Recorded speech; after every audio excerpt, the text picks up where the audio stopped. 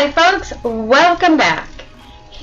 Here at KIttles Quilts and Creations, we are busy bees getting back to school, which means we are close to the fall, and that is our favorite time of the year. Everyone knows it's the time of year for hoodies, hot chocolate, and football. This is also a start to be creative this week. Let's start creating with the basics of sewing.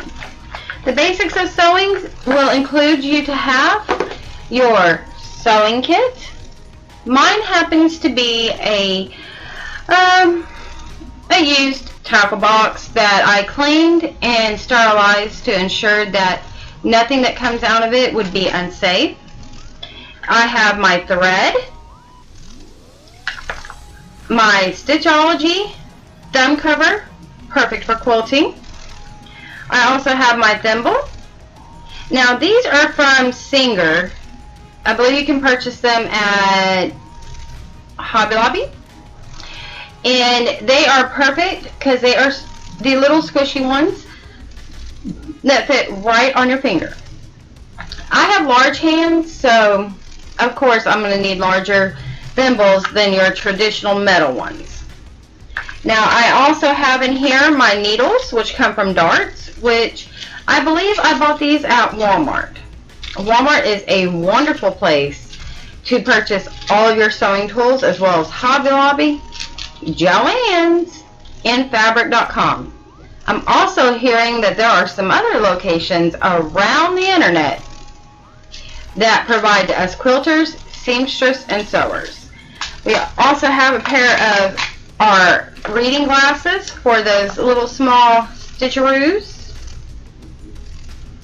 And I also have my extra box with threads and my templates.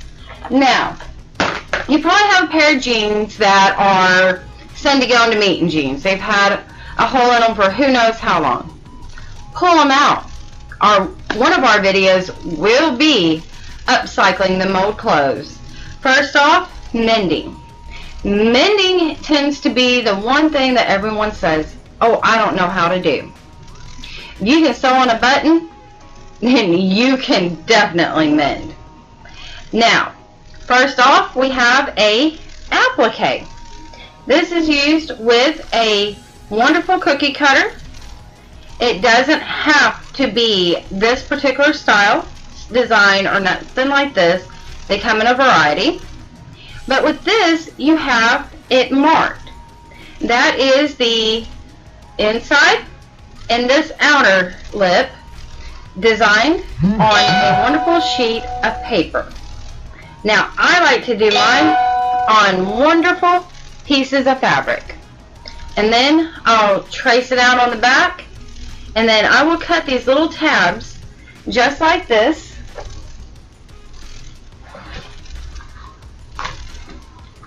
Just like this. We will clip and continue going around that little guideline. And then once you're finished, you take and you fold it down just like so, and you stitch along with this line right here, making sure that that straight stitch is following the exact line of what your applique is. Many folks will tell you that applique work is done with interfacing and stabilizers, but actually mine don't have them. This quilt behind me is a perfect example of what I'm talking about. It is all done with appliques and designs. The designs have so much to do with who I am and my creativity. I applique a lot of my work by hand, and I piece the squares by machine.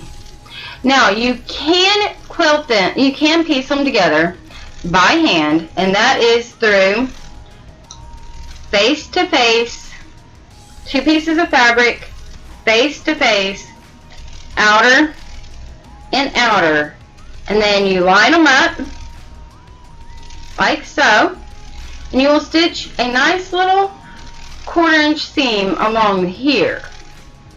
Now, if you don't really understand that, it's basically you're going to create a 4 patch of 4 squares by simply stitching 2 and 2 together to make a 4.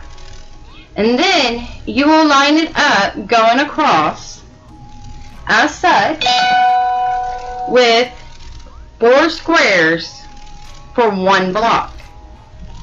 Now, it does seem like a lot to take in, but a basic sewing skill will be the work of art in no time flat. This is a time of year for you to get that sewing out, get that quilting out. Be creative, because this time of the year is going to be a cooler time of the year, and it's perfect time to stay in, stay warm, and get to sewing. Now, I've also decided that it was best to simply learn to machine stitch as well as hand stitch.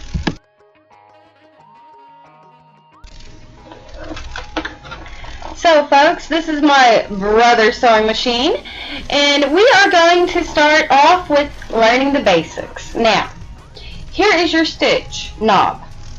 This is your reverse, and this is your tension. If you are having an issue with your tension, most likely it's this little bad boy right here, which should always stay close to or in between the 3 and the 4. Mine is between 2 and 3, but that's only because of the fact that sometimes my stitches require it. Up here is your spool. Now, if you look at the top of this machine right here, you'll see that it has guided instructions for threading your bobbin. Now, right here and coming down right here is where your thread will go. It will go up here, come down, come under, and then come back down and hook here and go into the eye, as you can see right there. Inside is your bobbin. Now, if you lose a little tiny bobbin, which happens to be about this little, you're in trouble, because they usually only come with about 3 of them in a box. Now, this is your paddle, and when I say to take it as slow as you can, you'll just barely press it, just enough to move it along slowly. Whenever you are piecing something together, you can chain stitch, or you can just simply stitch 2 at a time. Chain stitching is where you can sew several of your pieces together at once, and it comes together like a chain. So stay tuned. Look forward to seeing you along the road.